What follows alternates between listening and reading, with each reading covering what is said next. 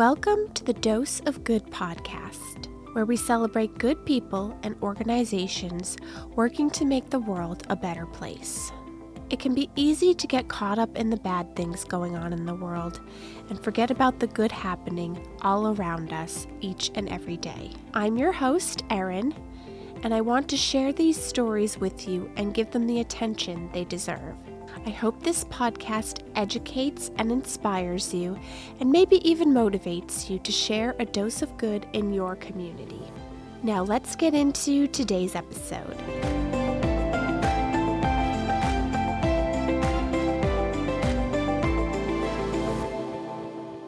Today's episode features Project Blackout, a really great cause in the local communities to raise awareness for pediatric cancer and also raise funds to give to local hospitals that help with this cause. I speak to board president Erica DiNitto, and I have to say I really enjoyed speaking to Erica. Our conversation was very interesting in learning more about Project Blackout, how it works, how people can get involved, the staggering statistics and numbers locally for childhood cancer.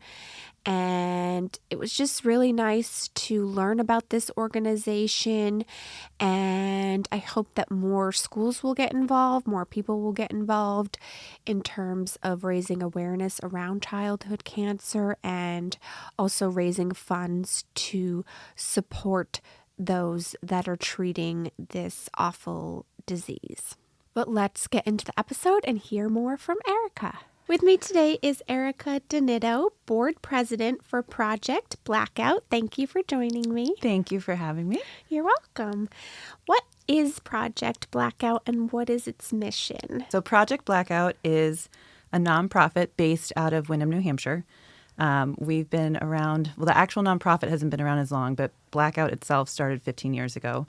Our mission is really all about growing community awareness for childhood cancer and creating community-driven support for local families and children. So there's a lot of nonprofits out there that are focused on raising funds, which is part of our mission, but our bigger mission is really about drawing awareness to the fact that this is such an incredible need in our communities and showing families and children that are going through a childhood cancer diagnosis support from their local community.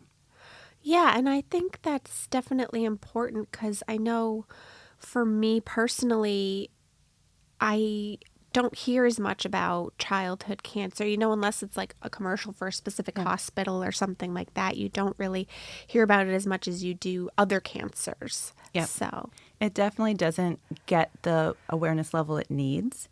I do think it has changed a lot from like our generation to now. I was talking with a few of the ADs recently about that, how things like Project Blackout and other childhood cancer awareness initiatives have really helped change the conversation within communities or families or for children with other children. Back in the day when we were growing up, it was something that you didn't really talk about, or you didn't necessarily approach the family or the child to try to include them or help because it was that concern of giving them privacy and letting them manage it on their own. Whereas now, especially in communities where we've seen Blackout for years, the children are really engaged. And when there is another diagnosis, which we would love to not even be around and that there would be no more diagnosis, but the children are actively wanting to help and wanting to help those families and wanting to help the kids feel supported. And it's such a difference for those communities and for those families to feel the support from their local families, where I think that wasn't really happening when I was growing up anyway. So yeah, that's great to hear because I'm sure it's hard enough on these families, so the more support they can get, the better, I think. Exactly. So, yeah. And how did you get involved with the organization? My involvement has been an evolution. So I first was invited to help the Windham Blackout committee specifically for press releases and helping them with some very basic PR. Which is not really my focus. My day job is technology public relations, so a little different. Yeah. So I wasn't sure if I would be very helpful, but I said sure, because, you can't say no. And then over time, I got pulled into Project Blackout at the board level to help expand with other schools and other communities and grow that effort. So Okay. it's kind of an evolution. But I think I've been board president for 3 years, maybe. I'm not exactly sure. It all Okay. rolls together. I'm sure. Yeah, definitely. And I did see that it is 100% run by volunteers. Yeah. How would you say this makes it different from other nonprofits? I'm not sure. I'm sure many nonprofits are very volunteer driven. For Project Blackout specifically, I think it's a blessing and a challenge because we are all usually, have full-time or part-time jobs, and then we're also, dedicating countless hours to this, especially when it comes to our big push leading up to the September games. So I think it makes it challenging, but it makes sure that there's a lot of really passionate people that are involved. We have volunteers both within individual school communities, like the Windham Committee is an exceptional community force of people that some of the volunteers don't even have kids at the schools anymore. A lot of our board members don't have kids that are, school age at all. But the passion for helping support childhood cancer awareness and Blackout grow has really just been incredible. So I think the volunteer-driven piece is helpful. It also is helpful when, sometimes there's questions around, where is your money spent? And for us, it's really easy because it's all like our funds are a secondary. Awareness is really the priority. So if we're spending any of the money that comes in, it's really towards the games and making sure that there's things to bring the kids together and bring all the sports teams involved, or honor the families. But for the donation part, anything that comes in that's extra is all donated back to either Dartmouth Health Children's up in Dartmouth. And then this year, a new one that we've coordinated to work with is Boston Children's. Okay. Because a lot of the southern New Hampshire communities were still going down Sure, to Boston. yeah. And then we also have a lot of Massachusetts awareness through Malden Catholic and Bishop Girton because their school communities are Bishop Girton split between New Hampshire and Massachusetts communities, and then Malden Catholic is mostly Massachusetts. So. Okay. If people want to become one of those volunteers, what sorts of opportunities are available to them and how can they get involved? There's so many opportunities. In terms of, for school-specific volunteers, that's really our biggest need and where people really, step up and shine. I think Windham Blackout Committee is a huge example of, people that are dedicated to helping grow their own town and school. And their Blackout efforts. So Windham Blackout is not just at the high school. It's middle school, elementary. It's the entire town. Almost every business in town tries to include themselves, whether it's a raffle or an event or a special promotion, That's nice. or as more of a game sponsor. So that's been fantastic. And for volunteers, they need everybody from trash pickup at the end of the game to welcoming different fans and stuff for the different games, and helping get sponsors or coordinate the raffle baskets. And then it's the same at every community. So like Alvern in Hudson, New Hampshire, they hosted their first game this year. So that one was focused only on football, which our games are usually they start with football. And then oftentimes the ADs and the sports programs expand into all the other fall sports. Okay. So some of our schools host Blackout games across all their sports, which is great. Nice. Alvern hosted their first Blackout childhood cancer football game this fall. And the amount of passion and involvement from the Hudson, New Hampshire community was just mind-blowing. It was so inspiring. It was their first game. So usually their first games start really small, are hard, and then they kind of grow. Like BG's grown theirs over time because they've done it for years. Same thing with Malden Catholic and Pelham. But Alvern just exploded. Oh, wow. I mean, the amount of community support was really great to see. And unfortunately, they also had a lot of honored families, which is it's a hard piece for us because we wish that there was no families in any town. But being able to bring those families in and make sure that they were at the game and that they could honor children that they've lost to cancer or celebrate those that are currently going through treatment and trying to become the next wave of survivors that we all want was really great to be able to have the whole community rally around that from the football game. That's incredible. That's a piece I was going to ask you about is at each game if they honor like a specific person, or it sounds like they kind of pay tribute to the whole family, whether they're currently going through a cancer journey or if they've sadly lost someone to it.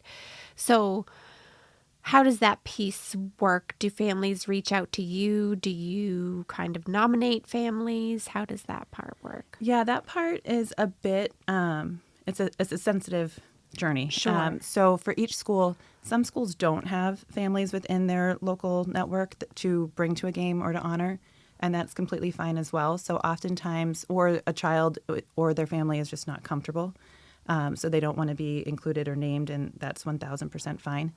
So some of the games you'll see where we have, so what we have against all games is at the beginning we have an honors banner that people can sign coming in for any type of cancer. So if there's, a mom, an aunt, a little brother, a nephew, it doesn't matter the age, they can sign the name of someone either in honor or in memory of when they're coming into the games. So we're honoring everybody's life. Unfortunately, there's so many touch points with cancer for everyone. And then at the games that have specific families that have been through childhood cancer diagnosis, those are a little bit different. So for Windham, for example, they host an honors family tent where they have a big tent where the honored families can go during the football game, and watch the game and just, have a little bit of that connection between the families supporting each other, but also then see the thousands of people that are all walking around wearing the same shirts. And that they're there for them. And then similar at Alvern, they had like a little section for the families to go. And then during halftime, the halftime honors during the football games are really kind of the big culmination of anything else that's happened during the week for the other sports games. And they have usually a singer that sings a song or the band does something. It's a little bit different for each school. But, Pelham, Alvern, Windham, they all kind of look the same in terms of a big circle of fans all coming out together. Sometimes there's like a tunnel of fans where they walk through and they announce a little bit of background about each child. And the families are able to walk for children that are no longer there. They usually are given some sort of flower or a necklace or something to just commemorate them. Sometimes cheer does a different or dance, or both of them will do a different routine that's meant to honor the families and pull up signs and stuff with kids' names just to make them feel seen. Sure, yeah. So that's a wonderful way to connect them. In terms of how we bring in the families, generally that's either through someone reaching out to us, or sometimes it's through someone at the school that has a personal connection, and they work at first to make sure that they're okay with us being involved into the mix. We don't go out and try to get that families. Makes sense. Yeah. It's more of their comfort level and seeing if they're okay coming in, and it's usually some sort of personal connection or through guidance or through someone that knows that a family is managing something like this. And it's actually really changed in terms of how early on people want to get involved. Oftentimes, so we have a lead for our honored families, Michelle Stoddard, who her son was actually the reason why Project Blackout started in Windham. So her son, Cole Stoddard, passed away at the age of 5 after battling neuroblastoma. So the first game was actually in Windham, and it was really small. It was just the kids wanted to do something. She was a first grade teacher. She still is a first grade teacher in the Windham schools. And when her son was diagnosed, they were selling bracelets and just trying to make it about showing support for her and for her son and their whole family. He has a twin brother and a sister. So they were just trying to show the full family support. So he got to be there, and then he passed away, unfortunately, the next year. So it's all kind of snowballed, but all in honor of this one little boy who sparked a full movement across the state to realize that, this is a bigger challenge and this is a bigger need, and families really need the support from their communities. And to know that they're not going through it alone. But now I think that some of the families, early on, or at least when I started with the program, 4 or 5 years ago, they didn't. If they were dealing with a new diagnosis, oftentimes it was hard to be involved in the games, and it still is. But we see kids and siblings more wanting to be being open to being involved in it earlier on, because they see it as a positive that the community is supporting them.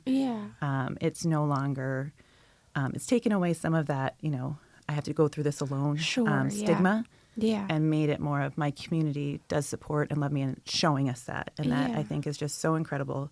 And the moments during halftime, I usually can't watch for very long. I usually stand to the side if I'm there because I'm a crier. So I tend to not want to sit there bawling like a crazy person. Yeah. So I tend to just try to watch everything from the side, or I watch the videos later where I can, sob on my own. Sure, understandable. But to see and to hear the feedback from families about the feeling of connection and the feeling of unity and support, that's really what we're all about. And to make sure that it's driven through other kids. Yeah. And athletics, especially high school athletics, is such a huge way to do that in our schools, and to be able to tap into the power of the youth community and make it more than a game, and more than just a football game or just a soccer game or just field hockey. It's not. It's them uniting all together to show these kids and their families that they're more than their cancer diagnosis. They are a community member who is loved and supported and cherished. So that's really how it all. Yeah, that's incredible, and it sounds like something that they would, could really use. So I'm glad that they're getting that support from the communities and all of that. I wanted to talk about a little bit how high schools can get involved if they want to, what that process looks like as far as which schools have these events each fall, and what goes into just making it all happen. Oh gosh, there's a lot that goes. I can't even talk about all the things that go into it because we have such great committees that handle a lot of those pieces. Yeah. Thank goodness. In terms of the schools, so this year we had Claremont, Stevens, and Newport up north hosted a game against each other. Okay. So it was a small game, small amount of T-shirts, but it was great to see it kind of that they reached out to us and wanted to host a game. And each school is also able to figure out where they want their part of the donation to go. So any kind of split, if there's a local organization or something we will only donate to things that are very specific to childhood cancer. Sure. So it has to be a local organization that would have that way to make sure it's a pathway only to support pediatric cancer families. But they wanted their donations to go towards Dartmouth because that's where their kids would go. So does a portion go to the school and they decide how to? No, so the donation doesn't go to the school. At the end of the season, so our season just ended, Alvern hosted the last football game, and then Windham's boys soccer team their Blackout game was postponed, so it was like the following weekend. So it was just this past Saturday. So this past Friday and Saturday we finished the games. Once everything's done and we have, amazing T-shirt sponsors that sponsor us every year for a lot higher rates than the individual school sponsors. Okay, got it. But then we have individual school sponsors that sponsor as well. So each of that is pulled into it. And then our T-shirts, which is our big fundraiser each year, all the T-shirt sales. So the amount of money over what it costs to make the T-shirts is all funneled into the cost of the donations as the final donation tally. Okay. Once we know the final as a board, we then also talk to each school. So if Windham brought in $50,000, and I'm just making up numbers. Yeah, sure. If Windham brought in $50,000 from sponsorships and T-shirt sales for Windham, then we would say, okay, Windham Committee, do you want a split, evenly between Boston Children's Hospital and Dartmouth? Do you want to split it up differently? Windham is a unique one because they also have an organization called Windham Helping Hands. Okay. And that helps families locally within the town who are in some sort of need. Usually it's medical-based. Okay. And support the families in different ways, whether it's meal trains or different funding for different support services. And we work with them to create a special childhood cancer fund only. Oh, okay. So Windham does donate a portion of what they bring in to Windham Helping Hands, but it's their childhood cancer fund. So if there's a family in town that has a need and their child has cancer, then that fund is there to support them. Okay. But it can't be used for just general. Sure. So that's kind of how we work it for each school community. If they had a different organization like that, we would work with them. Or if there's another organization that we think is a great fit and it's childhood cancer focused, then we would pull that from the collective board donation, which is more from the T-shirt sponsors than the specific schools. So we let them kind of help decide because schools like Bishop Girton, Malden Catholic, their kids are often going south. So they might want to have a different split than one up in Newport, New Hampshire. Yeah, okay. Which we want to make sure that we're honoring that too, that the schools are able to have some input and helps their kids feel like they're really involved in getting to choose where their funding is going. Sure, yeah. That's great. So just to go back a little bit, so it sounds like the schools reach out to you if they're interested in hosting a game? So now that's how it works. So originally it started in Windham, and then it kind of snowballed. Bill Raycraft was one of the founders. He was the AD at Windham, where he was the football coach, and then the AD, and now he's the AD at Malden Catholic. Okay. So he brought it with him to Malden Catholic and has really grown it there. And then for the other schools, it's been, a mix of AD movement or ADs that were involved early on, and then also people within their communities. Like Alvern was an interesting one because their new AD, was also at Pelham before, so he knew how to handle it. But we had already actually been talking with Alvern about potentially doing one because their community actually united with Windham last year at their game and sold shirts too. And Alvern came to the Windham game to show united across town lines, that they were all united for this bigger push, because it's not just a town-specific need, it's all of us. So they were great, and they wanted to host their own game, but we weren't sure if it was going to work out. And then we got a new AD. The principal was fully supporting it. We also had people within the community who had helped at, Windham games that wanted to bring it to Alvern. So it can be an organic process. Sure, yeah. But in the spring, we try to set our game dates, which ones were actually happening for the next fall, because it takes a lot of time to process. The shirts they've grown as well. So the shirts, we call it One Shirt, One Mission. It's the same shirt across all schools. It's a different logo or theme each year to make sure that the kids feel supported. But then, you'll see all the shirts from years past around campus events and different sports, and I'll see them in different times. I've seen them while we're traveling abroad, and I'm like, wow, you're from New Hampshire. That's amazing. Yeah, it's great. Yeah. But the shirts on the back now, before they used to be specific for each school, and now on the back it's all the different logos for whoever's hosting a game, so that they're all included. And then our T-shirt sponsors are on the back too, to show the unity there. But do you mind just holding one up to that camera just so they can? Which camera? It's up on the corner. So this is this year's shirt. Oop.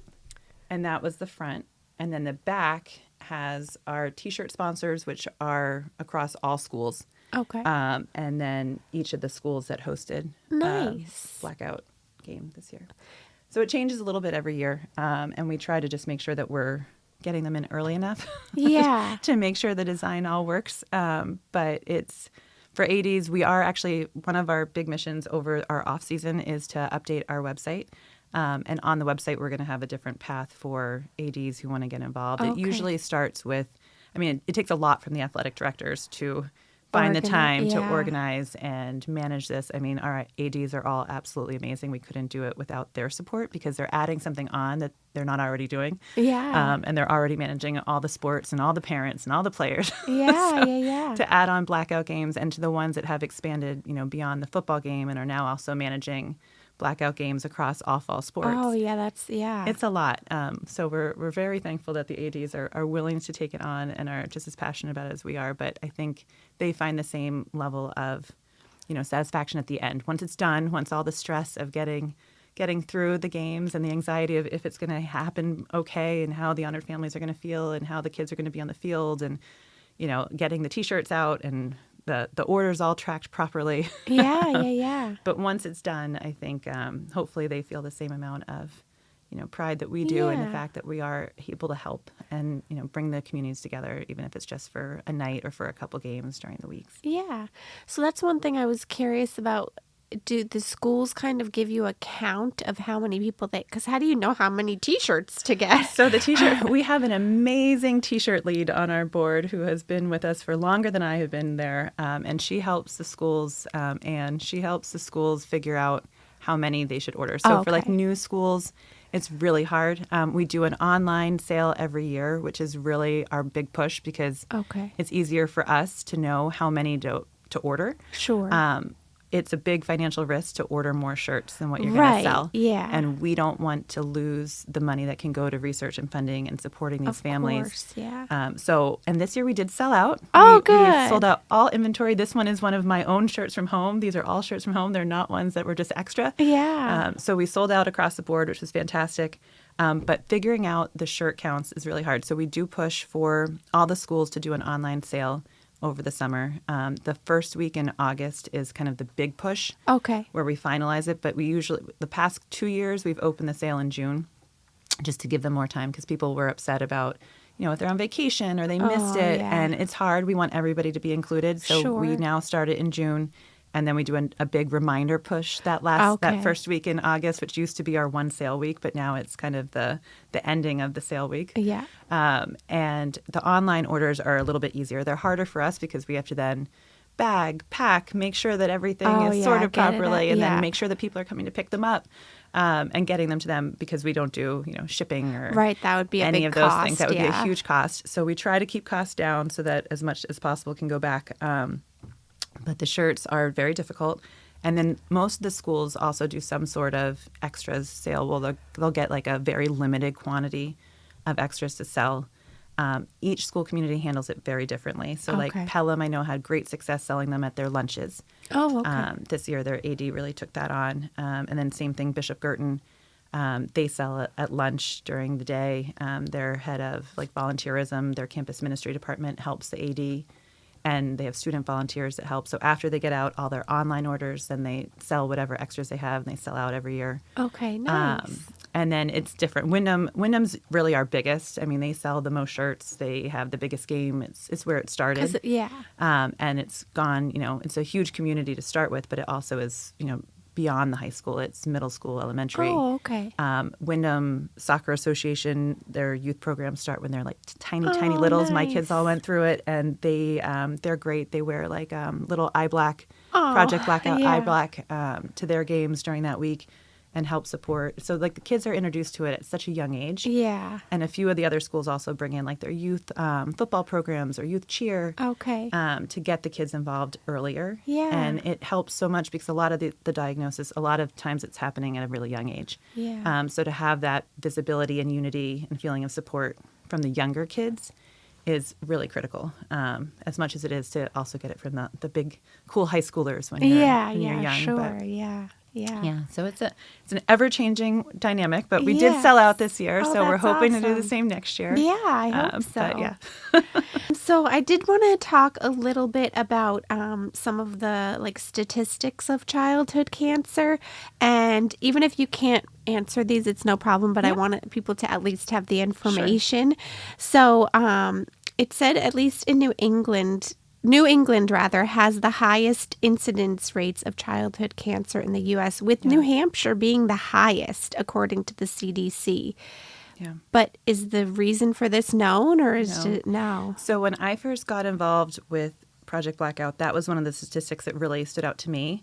It was a new research piece at that time. Now it's a little older. Sure. And so it's considered dated, but there's been no new Updated okay, version that tells yeah. us where the states fall.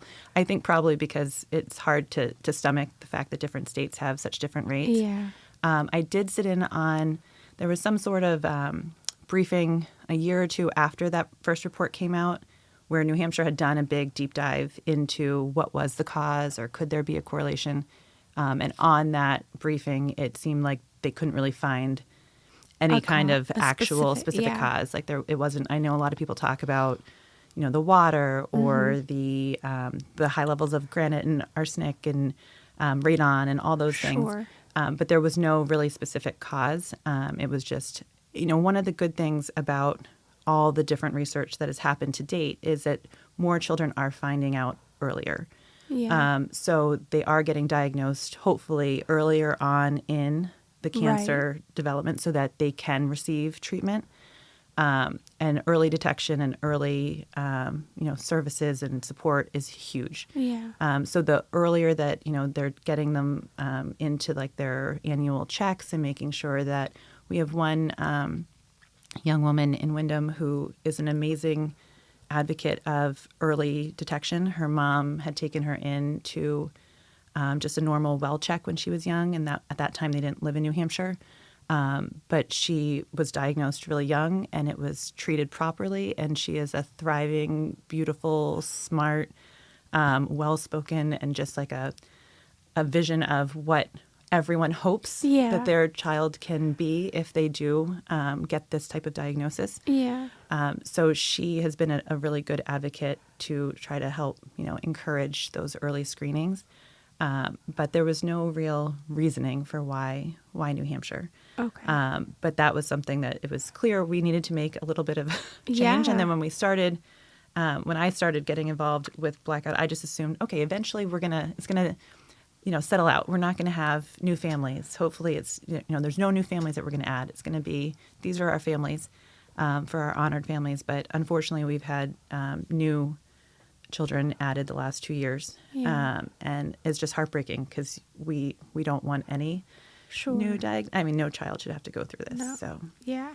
it's hard, but Yeah. we'll get there one day. That's what we're hoping. Well, and I think a big key with any cancer is not only awareness, so at least people in New England and New Hampshire are aware that maybe their risk is higher, Yeah. but also going to those visits, if you think something's wrong, making sure to get checked and get early detection because, I know with other types of cancers, and I assume it's the same with childhood cancer, is early detection can, really make a huge difference and save their lives. Yeah, So, it absolutely does. And there's even some simple blood tests can really help figure things out before you would ever, like children are so different. The symptoms aren't the same as adults. The symptoms aren't as clear. Like the fact that now when children are getting diagnosed, it's so much quicker in terms of, okay, let's move and now let's act and let's have them into treatment. Whereas I think even just a couple of years ago, it was harder for the doctors to even see the pattern and recognize that maybe this is something that needs, a cancer screening versus, it's just a regular childhood illness. Right. Because with kids, it's so hard. They can't really tell us everything that's wrong. Yeah. And not everything is, a simple, oh, because of this, it's that. Yeah. And with childhood cancer, because there's so many types, they're all considered rare diseases.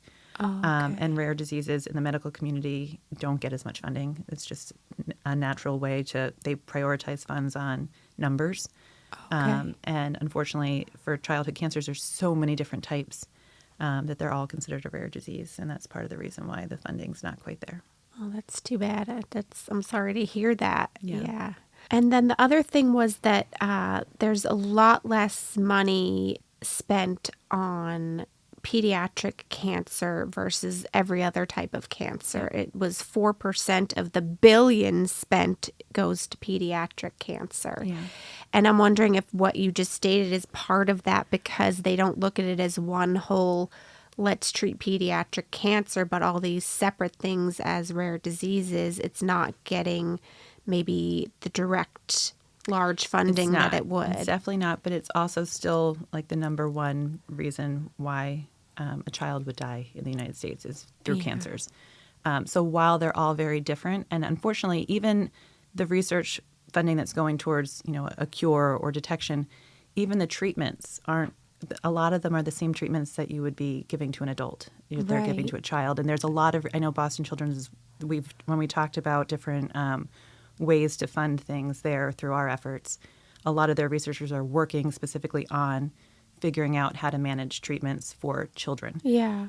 Because the way that a child's body responds is so different than an adult. And oftentimes even a survivor, a childhood cancer survivor, still has to manage, and this is the same for adults as well, but children have such a longer lifespan to then manage this. The effects of some of these treatments are so taxing on their bodies, and sometimes they're dealing with lifelong health challenges because even if they're in remission and their cancer's, gone, they have all these other health things that they have to manage. So it's just, it's figuring out how to find and treat and stop all the things that work into this, but also do it in a way that we are letting children be children.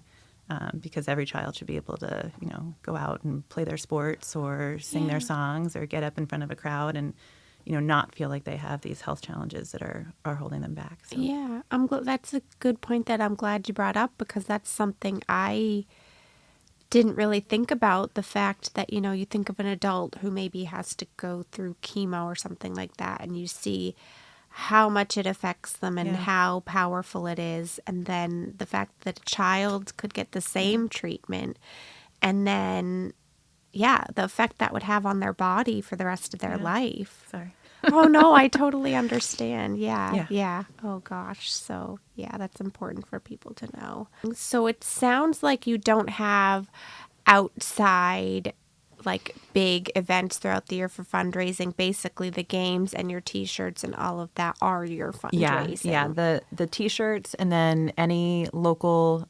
So each school community generally does some other smaller fundraiser too, Okay. like whether it's collecting at the the gate to the games, or they'll do a bake sale. Okay. Or some teams will do raffles. So they'll, like Windham and Alvern both had big community outpouring of support for like raffle baskets from local businesses or people within the community. And then they do raffles, and all that money goes back to Blackout to disperse to the different charities. So Okay. that's really the T-shirts are really our big fundraiser. And again, because most of our focus is really, we want to raise funds and we want to support, but the drawing awareness and creating community unity through athletic events is really our big push. Okay. And is there anything else that you'd like people to know about Project Blackout? Oh, I don't know. I feel like I've talked a lot about Project Blackout. Yeah, you shared a lot. I just like to leave that at the end in case I there's would something say- somebody forgot. I or- would say, if their community doesn't have a Blackout game, but they've seen maybe shirts around randomly and not known what these things are, to talk to their ADs or talk to different, their principals and see if maybe their schools would want to get involved as well. I do think that Project Blackout really thrives in communities where there's people who want to come together to support others in their community. So it really does rely a lot on the strong volunteer network and strong athletic department who can really, grow it from within the high school. And we've been really lucky to have schools like that as partners. And having the ability to expand and bring awareness to other schools is really the best way that we can help support families. Yeah, locally. definitely.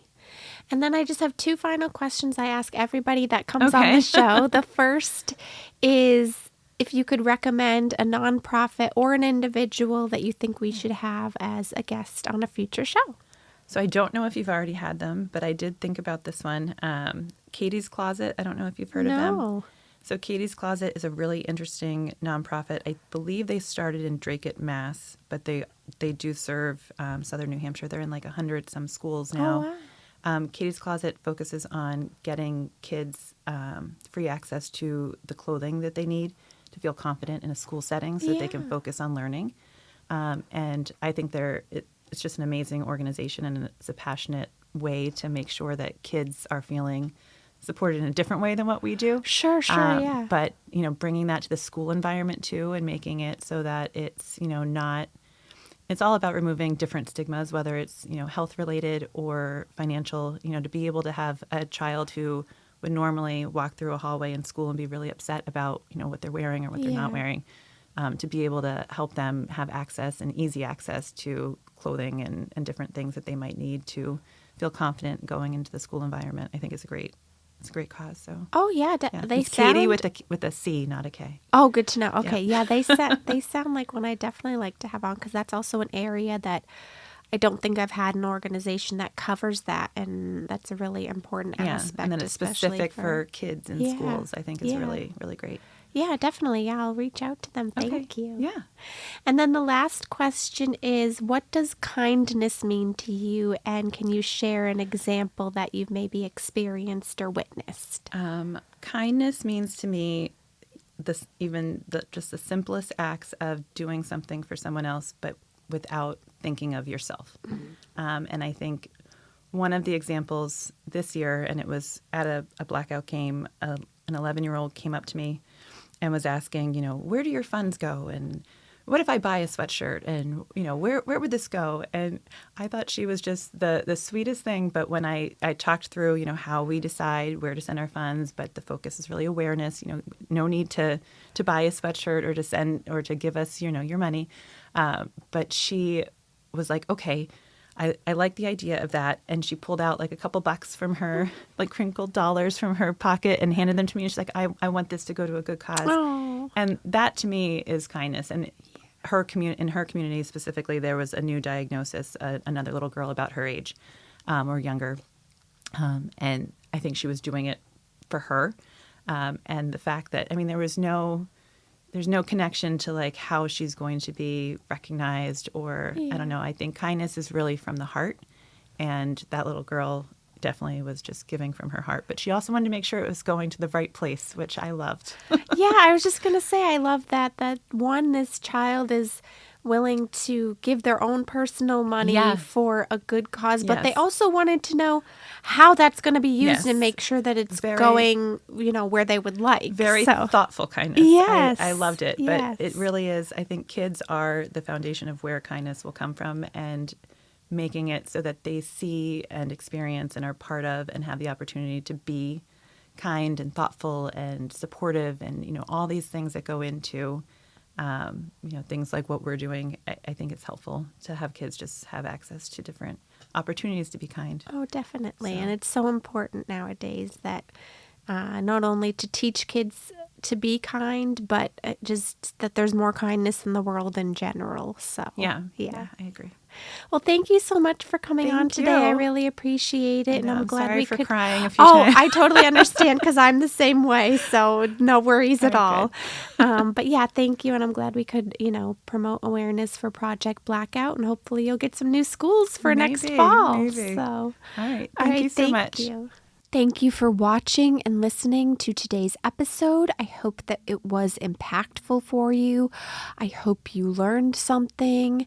Thank you again to Erica for sitting down to chat with me about Project Blackout. Hopefully it's inspired you to get involved if you're local, maybe become a volunteer or get your school involved.